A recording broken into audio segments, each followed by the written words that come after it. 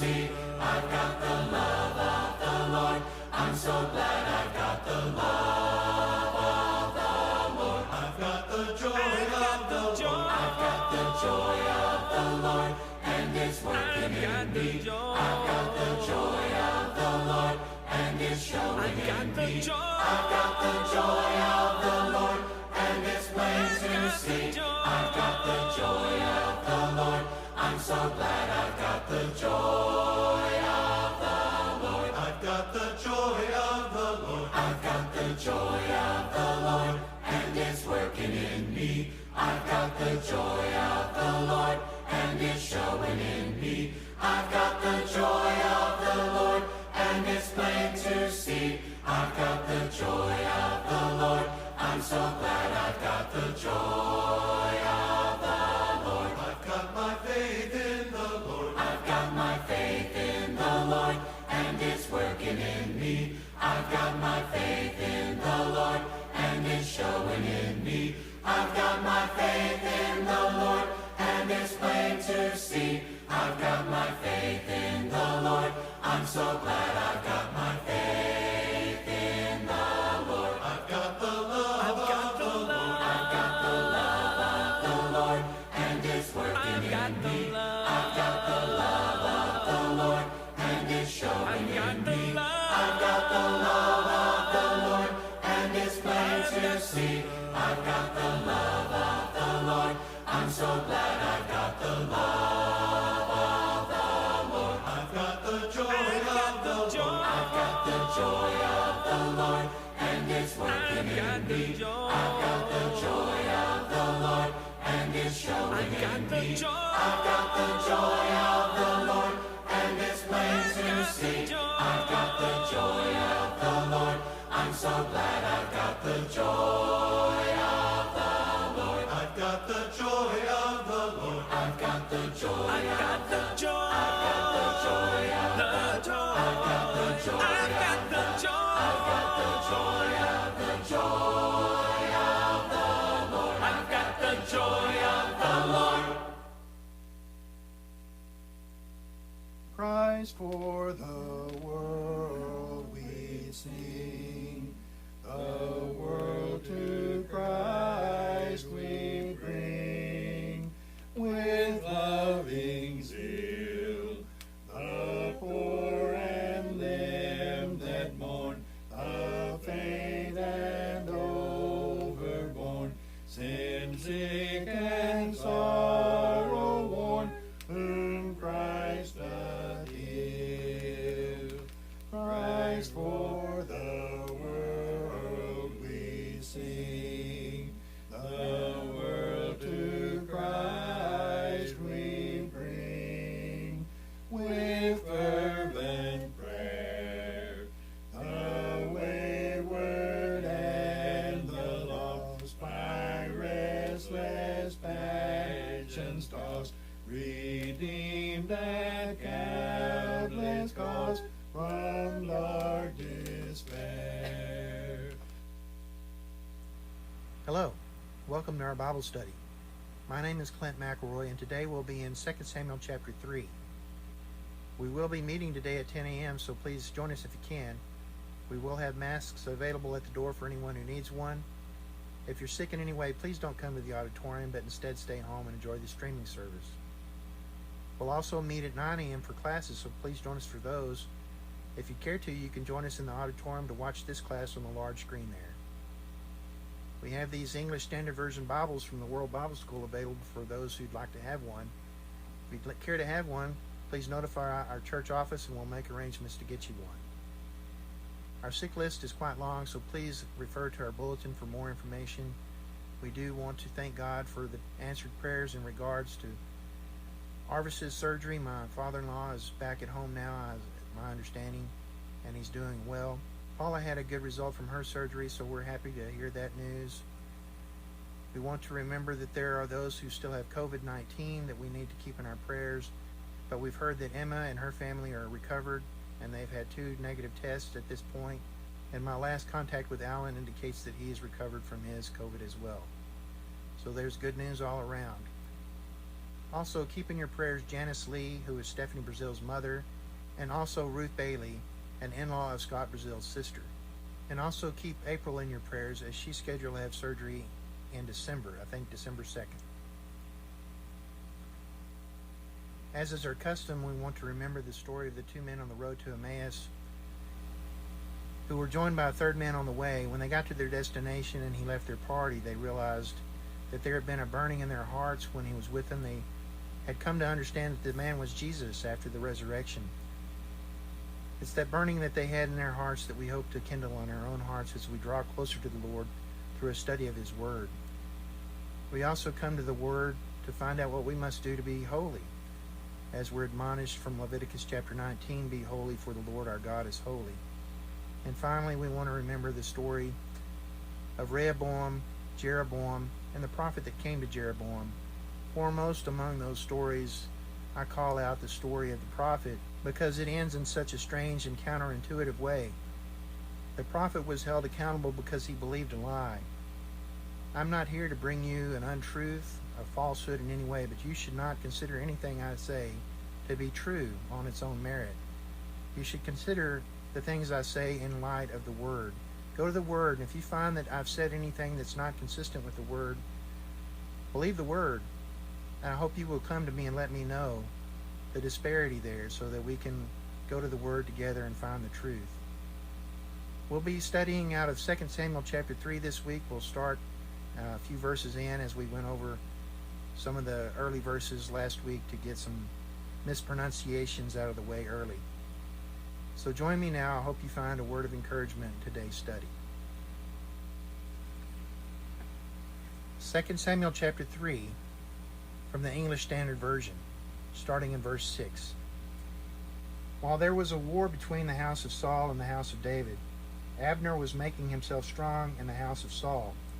Now Saul had a concubine whose name was Rizpah, the daughter of Aiah.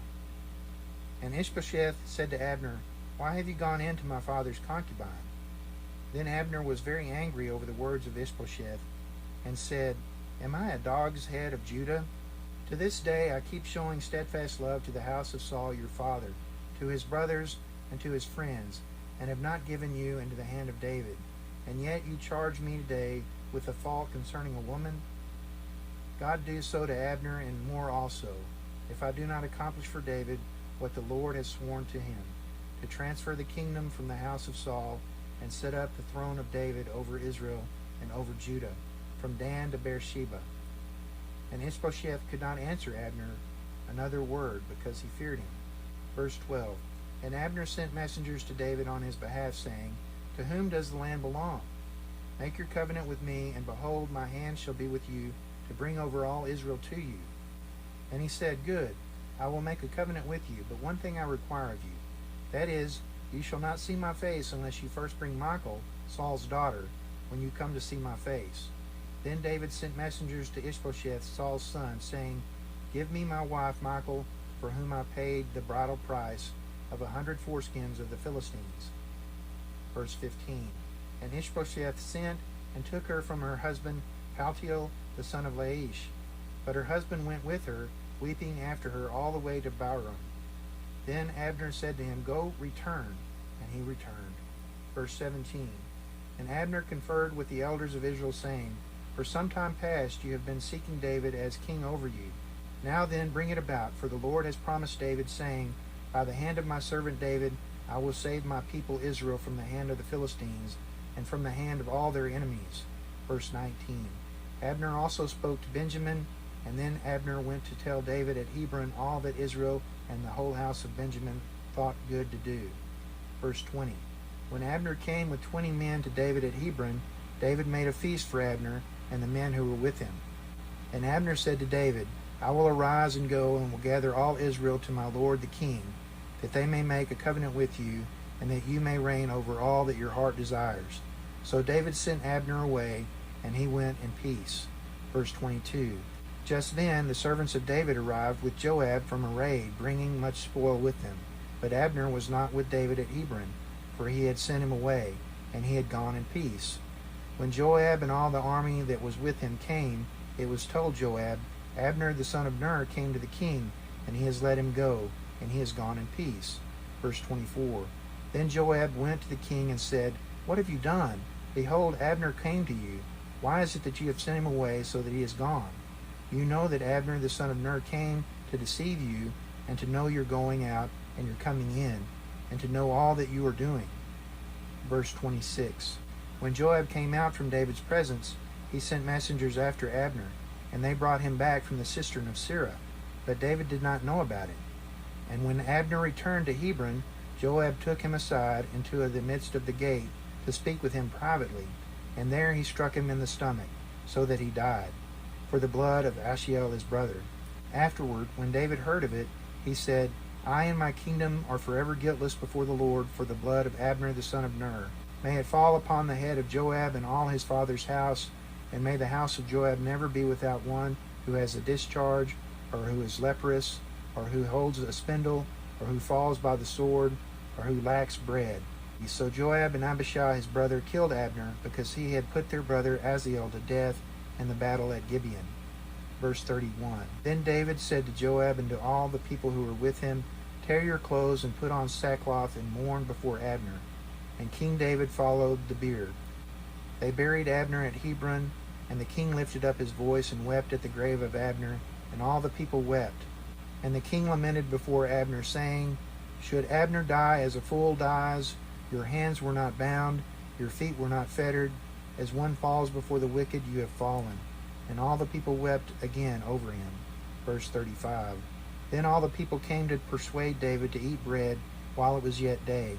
But David swore, saying, God do so to me, and more also, if I taste bread or anything else, till the sun goes down. And all the people took notice of it, and it pleased them, as everything that the king did pleased all the people. Verse 37.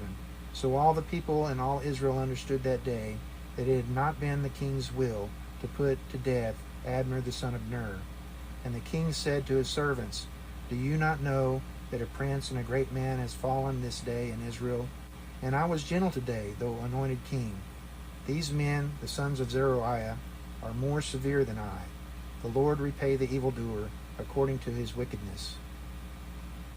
Okay, so last week we studied how Ishbosheth had been made king of Israel by Abner the son of Ner, the commander of Saul's army, who was also Saul's uncle. We have this short breakdown of the time frames.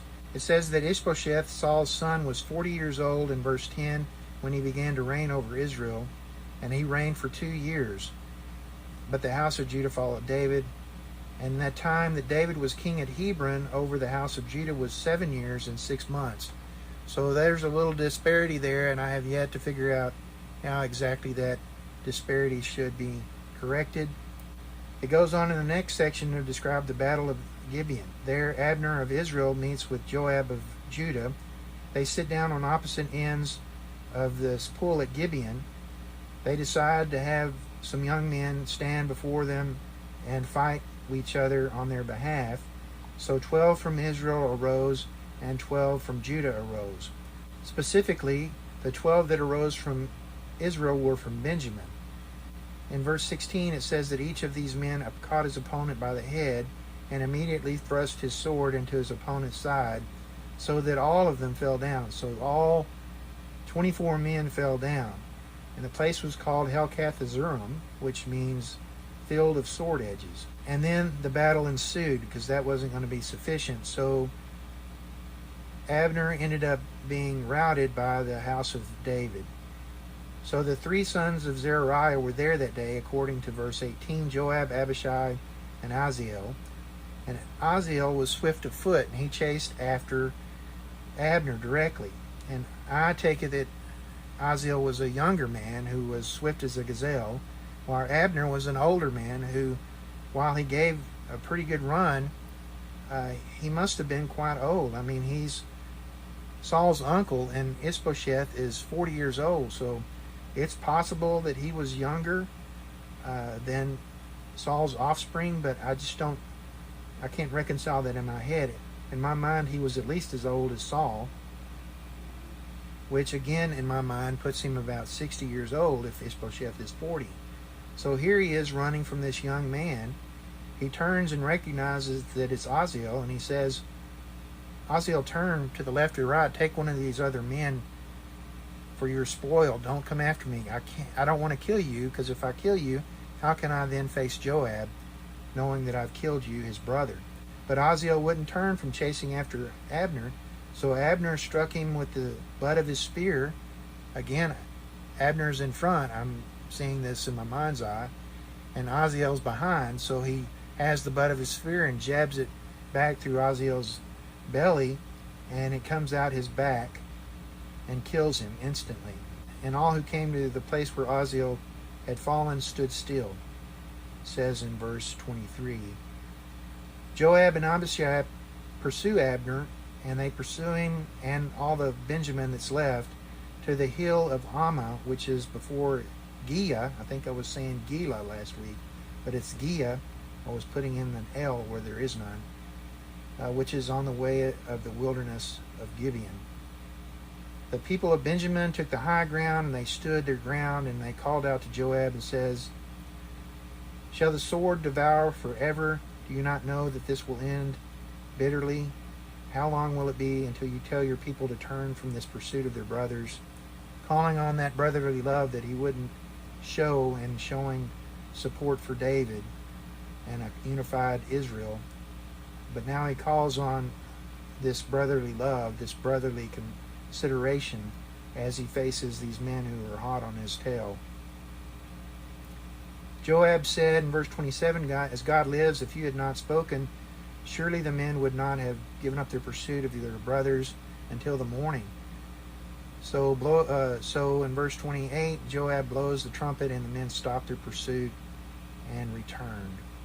It says in verse 29, Abner and his men went all night through the Arabah to return, crossing the Jordan, and came to Mahanaim that morning. Joab returned from his pursuit of Abner. When they gathered their men together, they had lost 19 men, including those who had fallen initially. So of those men that passed after the fighting began at large, only 7 additional men, not including Aziel, had fallen from the house of David. But 360 of Abner's men had fallen. 360 specifically of the house of Benjamin. So it says in verse 32, they took up Aziel and buried him in the tomb of his father, which was at Bethlehem. Joab and his men marched all night, and as day broke, they were at Hebron. Going on into the next chapter, there was a long war between the house of Saul and the house of David. David grew stronger and stronger, and Saul's house grew weaker and weaker. It describes the sons who were born to him while he was at Hebron, these 6 sons, whose names I will not attempt to say again. I will correct my spelling from last week. It's not Amon, it's Amnon, who was the son of Ahinoam of Jezreel. I may have mispronounced the rest, but we'll just leave that for the record. In verse 6, today's reading, while there was war between the house of Saul and the house of David, Abner was making himself strong in the house of Saul. So as the kingdom of Israel grew weaker before the house of David and Judah, Abner was making himself stronger in the house of Saul. So effectively, Abner was using Ishbosheth as a puppet and trying to run Israel himself. He had taken upon himself to go into the concubine of Saul, whose name was Rizpah. Apparently, it's not specifically said, even though it's inferred here in the actions of Ishbosheth. And Ishbosheth challenges Abner about having done that in verse 7. Abner responds, is very angry, and says, Am I a dog's head of Judah? To this day I have kept showing steadfast love to the house of Saul your father, to his brothers and to his friends, and have not given you into the hand of David. Yet you charge me today with a fault concerning a woman, as if it was beneath him to be charged with something that had to do with his conduct toward a woman. God do so to Abner and more also, if I do not accomplish for David what the Lord has sworn to him, to transfer the kingdom from the house of Saul and set up the throne of David over Israel and over Judah from Dan to Beersheba. So he is just now telling Ishbosheth, I'm going to put you in your place, and I'm going to give to David what God has promised David, and I will answer to David and not to you. Ishbosheth. In verse 11, Ishbosheth could not answer Abner another word because he feared him. So Ishbosheth's presence was not fearful to Abner, but Abner's presence was fearful to Ishbosheth. Abner must have been quite a man to be in the physical presence of. Verse 12 continues, at that point Abner sends messengers to David on his behalf, saying, to whom does this land belong? Make your covenant with me, and behold, my hand shall be with you, and bring all of Israel over to you. I'm paraphrasing. David responds in verse 13, good, I will make a covenant with you, but one thing I require, I want to have Michal, my wife, Saul's daughter, back before you see my face. Then David sends messengers to Ishbosheth directly, saying, give me my wife, Michal, for whom I paid the bridal price of 100 foreskins of the Philistines. If you remember, Saul had sent David on a fool's errand to collect these trophies from the Philistines, and expecting that David would be killed in doing so, but instead David returned, having killed more than the number of Philistines necessary to make this collection. So Ishbosheth sent and took Michal away from her current husband, Paltiel, the son of Laish, and he went with her, weeping after her, until they got to Bahurim, where Abner turned to him and said, go, return. And apparently, when Abner spoke, people listened. Verse 17 says that Abner conferred with the elders of Israel, saying, for some time you've been seeking to have David as king over you. So Israel apparently was not happy with the situation with the house of Saul and Benjamin ruling over all of Israel. And they had been seeking to make arrangements to have David lead all of Israel. Abner then recognizes that the Lord had made this promise to David, saying, by the hand of my servant David, I will save my people Israel from the hand of the Philistines and from the hand of all their enemies. So then Abner spoke to the house of Benjamin also. They must have been quite powerful at this point. And Abner went to tell David what he'd found out from the house leaders of Israel and Benjamin. When Abner comes to David at Hebron, David is apparently there alone. And David makes a feast for Abner and welcomes the men that had come with Abner. They sit down and have their feast. And then Abner gets up and says, I'll go and gather all of Israel to my lord the king, and I will make a covenant with you, and you may reign over all of Israel and all that your heart desires. David sends Abner away, and he went in peace. As he had left, just moments after he left apparently, the servants of David arrived with Joab from a raid, bringing much spoil with them. But Abner was no longer there in Hebron, because David had just sent him away. And when Joab came, some told him that Abner had been there with the king, and that the king had not held him, but had sent him away in peace. Joab was angry about this, I'm guessing, and he goes into the king and says, what have you done? Abner came to you? Why is it you have sent him away, so that he is gone? You know that Abner the son of Ner came to deceive you, and to know you're going out and you're coming in, and to know all that you are doing. So he figured that Abner had come to spy on David. Now, I don't think that's what he really thought. I think that's what he wanted David to believe he thought. He was angry because he had lost out on a chance to kill Abner. It was his intention to kill Abner. That's my personal belief on that point. Then he leaves the king's presence, and as he goes outside, he sends messengers after Abner. Joab does. And they go out and bring him back from the cistern at Sirah, because he was not that far away. But David did not know that they had done this. Verse 27, Abner returns to Hebron. Joab takes him aside as if to speak to him privately, and there he strikes him in the stomach so that he dies, for the blood of Azazel his brother. So this was an action that Joab felt he could take as the avenger of blood. I'm not sure that the rule of the avenger of blood was intended to be used in the event of a death that was at the hand of someone in battle, but Joab didn't seem to care about that. All he wanted was vengeance, and he took his vengeance there that day. Afterward, when David heard about it, he said, I and my kingdom are forever guiltless before the Lord, for the blood of Abner the son of Ner. May it fall upon the head of Joab and upon all his father's house, and may the house of Joab never be without one who has a discharge, or who is leprous, or who holds a spindle. I don't know what holding a spindle means. Or who falls by the sword, or who lacks bread. Those are pretty awful things altogether, so I imagine holding a spindle is also a terrible thing. So Joab and Abishai, his brother, killed Abner, it says in verse 30, because he had put their brother Azael to death in the battle at Gibeon. It goes on in verse 31, David said to Joab and all the people who were with him, tear your clothes and put on sackcloth and mourn before Abner. David followed the bier, and as they buried Abner there at Hebron, the king lifted up his voice and wept at the grave of Abner, and all the people wept. And the king lamented this lament, saying, should Abner die as a fool dies, your hands were not bound, your feet were not fettered, as one falls before the wicked you have fallen. And all the people wept over him. So I would think that means that he was taken off guard. He was not captured and killed. He wasn't one who died in battle. He was taken off guard and killed as if he was being mugged on the street, is the way I take that. Verse 35 continues, then all the people came to persuade David to eat bread while it was yet day. Apparently David had not eaten. David answered, God do so to me, and more also, if I taste bread or anything else, till the sun goes down.